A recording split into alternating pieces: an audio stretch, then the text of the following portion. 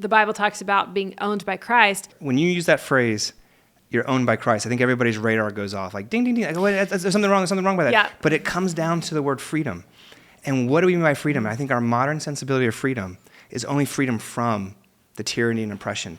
But that's actually only half the conversation, because freedom's not only from something, it's also to. All freedom is saying yes to some things and no to other things. You're going to be bound to something.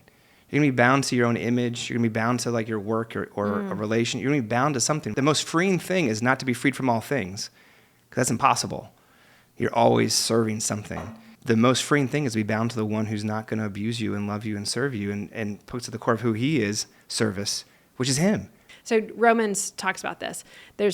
We are either slaves to sin or we are slaves to righteousness. Yes. And it's not a matter, are we slaves or are we not? It's what are we a slave to? We don't want to be enslaved in the sense of being oppressed or exploited, but we are free to live according to God's purposes. And God's purposes are always good, perfect, right, true, and pure.